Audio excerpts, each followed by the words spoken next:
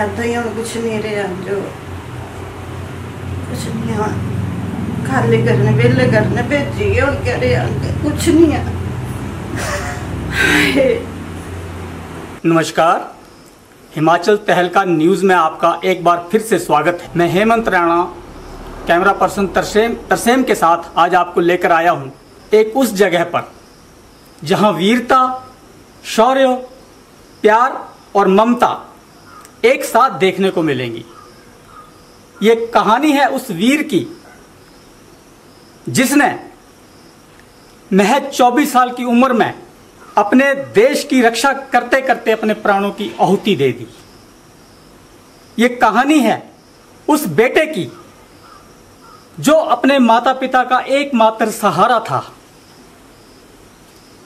ये कहानी है उस वीर बालक की जो कि इस क्षेत्र के लिए एक मिसाल बनकर इस दुनिया से रुखसत हो गया। इस देश के लिए उसने अपने प्राणों की बलि दे दी।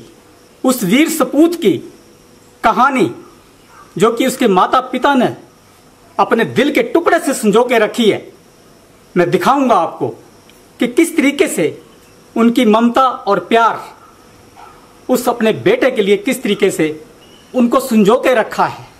कहीं ना कहीं उसकी स्मृतियों के साथ आज भी वो उससे जुड़े हुए हैं। नदौन तहसील के अंतर्गत गलोड़ खास गांव, जिसके वीर सपूत रोहिन ठाकुर, तो वीर सपूत रोहिन ठाकुर के उस स्थान पर हम आए हैं जहां आपको वीरता और ममता का संगम देखने को मिलेगा। किस तरीके से उनके माता पिता ने आज भी उसकी यादों को अपने दिल से लगा के रखा है, आपकी देखते ही रूह कांप जाएगी। क्योंकि अपने घर का इकलौता वारिस जिसे आज उसके पिता रसील सिंह जी कहीं ना कहीं अपने दिल से लगा करके आज भी समेटे हुए हैं, उनके पिता रसील सिंह जी से बात करेंगे कि वो कुछ थोड़ा बोलेंगे। ये क्षण आपको दोबारा, हमारी को मंशा नहीं है कि कुरेदने की, जितने भी ये महान सपूत हुए हैं इनकी यादों को हमेशा तरोताजा रखने के लिए रोहिन के बारे में आप बताएंगे थोड़ा। हाँ जी, मेरा नाम रसील सिंह जी, गांव खास गलोड़,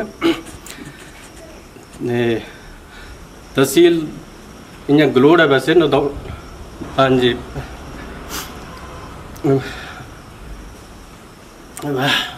और वो मेरे बेटे के ऊपर मुझे गर्व है कि वो देश के रक्षा के लिए भर्ती हुए पहले, और फिर उसके मतलब पढ़ाई की इच्छा में था पे भर्ती होना मैंने। हाँ जी, वो पढ़ता पढ़ता फिर वो भर्ती हो गया। उसके बाद फिर भर्ती हो गया, 3 से 4 साल नौकरी की और देश के लिए शहीद हो गई।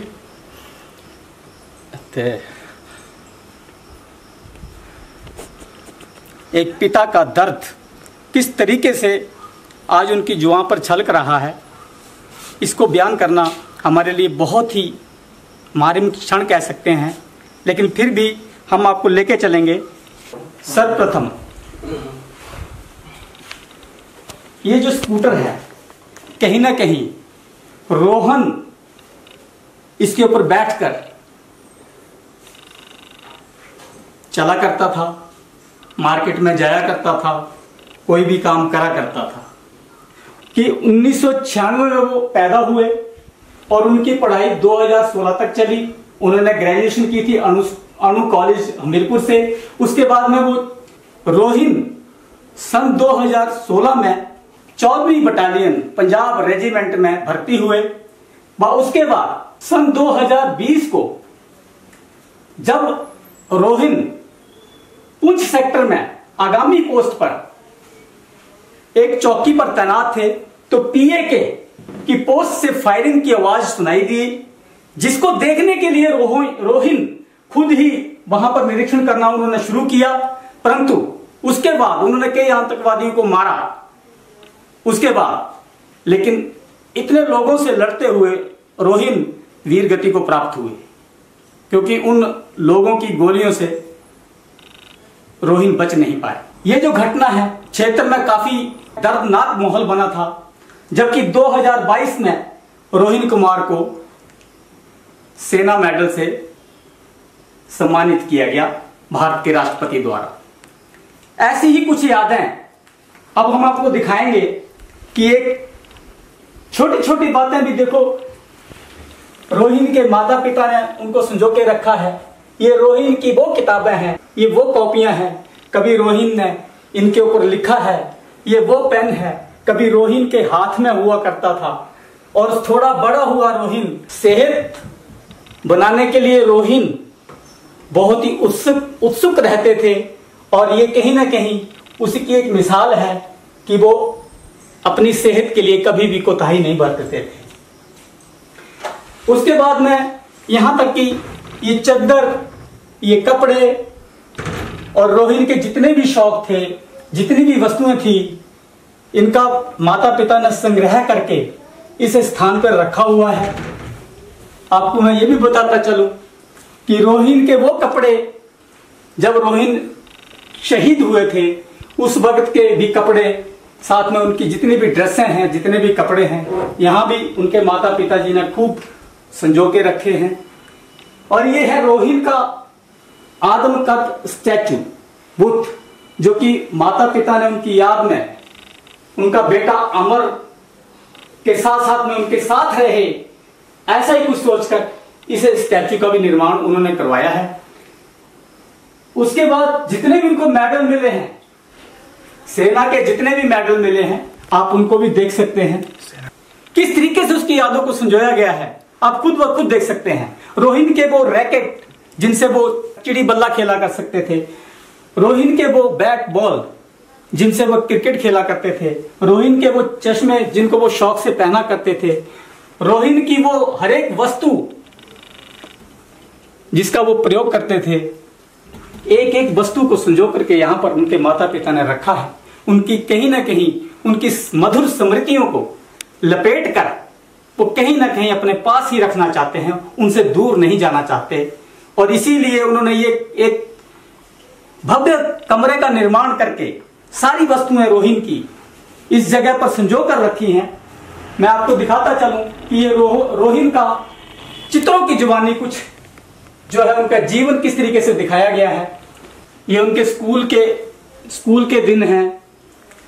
ये पहले बचपन दी है, ये बचपन में थे रोहिन, ऐसे किस तरीके से बचपन गुजरा, किस तरीके से उन्होंने पढ़ाई पूरी की, किस तरीके से वो सेना में भर्ती हुए और किस तरीके से वो शहीद हो गए।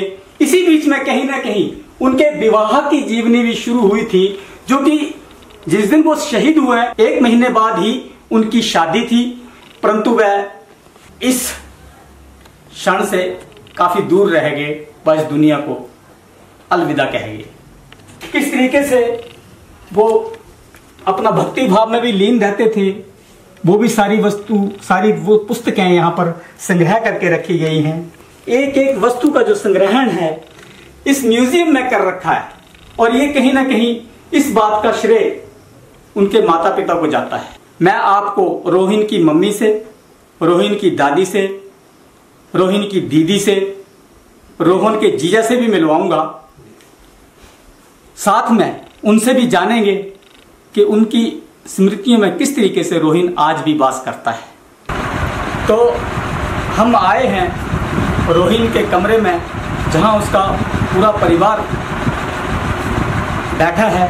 रोहिन की श्रद्धांजलि के लिए जरूरी है कि हम जाने कि उनकी मां कमलेश किस तरीके से आज भी रोहिन को याद करती हैं और किस तरीके से वो कहती हैं।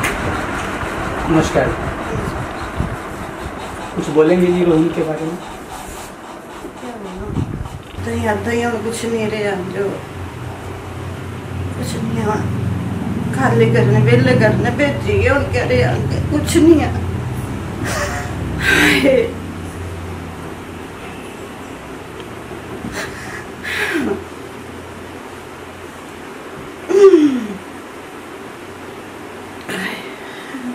तो मिलवाऊंगा रोहिन की दादी जी रत्नी देवी जी से, और जानूंगा।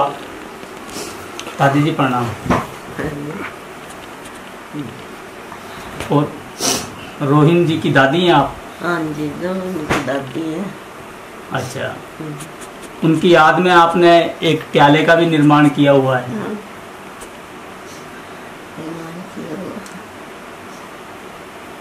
और कुछ रोहिन के लिए कुछ कहना चाहेंगे? क्या कहना चाहेंगे जो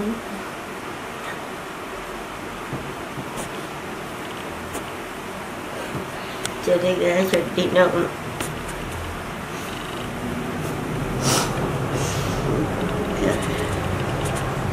नहीं कर सकते।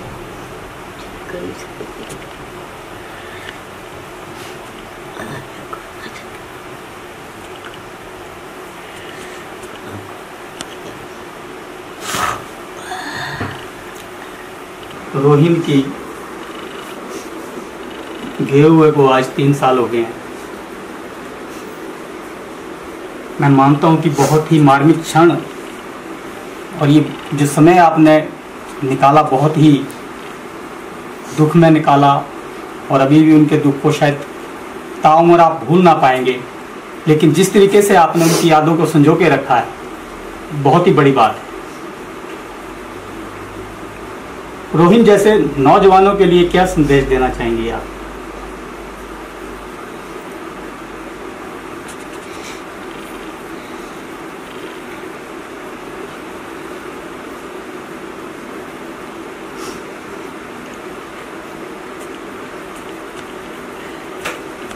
प्रदीप जी, हालांकि ये बातें अब हैं तो बहुत ही दुखदाई, लेकिन फिर भी हौसला भी रखना पड़ेगा। और एक वो इस क्षेत्र की ही नहीं बल्कि पूरे हिमाचल की, पूरे देश को गर्व है उनके ऊपर, उनकी शहादत के ऊपर पूरे देश को गर्व है। इस घर का वीर सपूत वो कार्य करके चला गया है, शायद किसी के सपने में भी नहीं आते काम। कैसा कहेंगे आप? रोहिन बहुत ही मतलब एक नेक दिल इंसान था।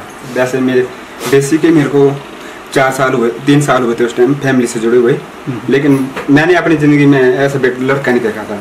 मतलब वो किसी और ही टाइप का लड़का था वो, मतलब किसी के प्रति जैसे वो मतलब सेवा करता था, बुजुर्गों की करता था। और अभी क्या बोले, अभी ये तो मिलनसार व्यक्तित्व थे, बहुत ज़्यादा मिलनसार थे सभी के साथ। मतलब चाहे छोटे से लेके बड़े से लेके बुजुर्ग हो जाए, उनसे सबसे मतलब कहीं से भी जाता था वो तो बात करके जाता था। ये उसका नेचर था उसका। और मैंने आज तक ऐसे नेचर का लड़का नहीं देखा था वो आज तक। मैं वैसे भी मेरी भी अभी 32 साल है, जो मैंने आज तक ऐसा लड़का नहीं देखा है।